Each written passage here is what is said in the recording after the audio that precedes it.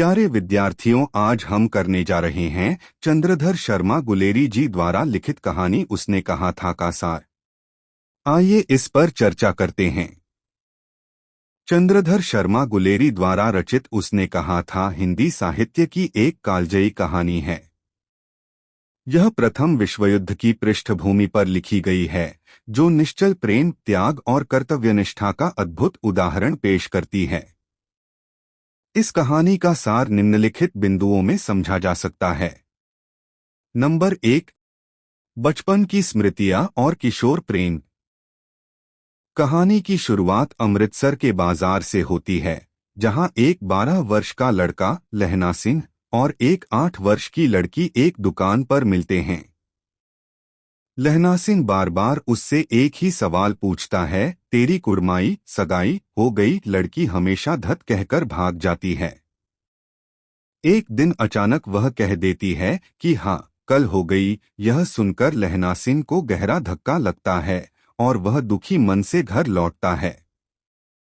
Number 2, युद्ध का मोर्चा और लहना सिंह का त्याग। 25 साल बाद लहना सिंह अब फौज में जमादार है। युद्ध के दौरान वह फ्रांस के मोर्चे पर तैनात है। वहां वह न केवल अपनी वीरता दिखाता है, बल्कि अपने साथी बोधा सिंह, सूबेदार का बेटा, का अपनी जान जोखिम में डालकर ख्याल रखता है। वह हाड़ कपा देने वाली ठंड में अपनी जर्सी और कंबल भी बोधा सिंह को दे देता है, ताकि उसे निमोनिया से बचाया जा सके। नंबर 3, नकली लप्टन साहब और लहना की चतुराई।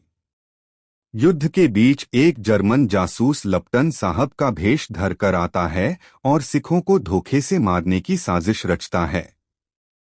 लहना सिंह अपनी तीक्ष्ण बुद्धि और याददाश्त से उसे पहचान लेता है। वह अकेले ही अपनी चतुराई से उस जासूस को मार गिराता है और अपनी टुकड़ी को तबाही से बचा लेता है।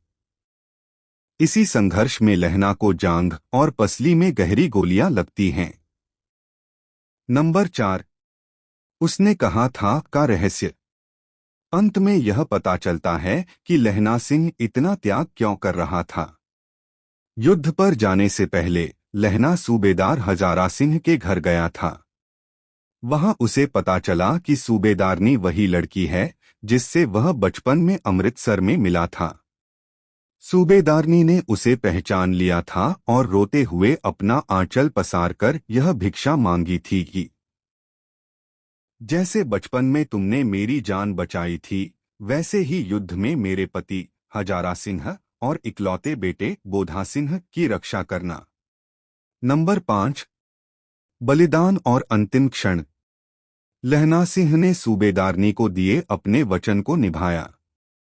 उसने अपनी चोटों को छिपाए रखा और सूबेदार व बोधा सिंह को जबरदस्ती सुरक्षित गाड़ी में अस्पताल भेज दिया। मरते समय उसकी स्मृतियां फिर से अमृतसर की गलियों में पहुंच जाती हैं। वह अपने साथी वजीरा सिंह की गोद में सिर रखकर अंतिम सांस लेता है और कहता है, उसने सूबेदारनी ने जो कहा था वह मैंने कर दिया। निष्कर्ष रूप में हम यह कह सकते हैं कि यह कहानी केवल युद्ध की कहानी नहीं है, बल्कि यह प्रेम के प्रति उत्तरदायित्व की कहानी है। लहना सिंह का चरित्र यह सिद्ध करता है कि सच्चा प्रेम केवल पाने का नाम नहीं, बल्कि मरते दम तक मर्यादा और वचन को निभाने का नाम है।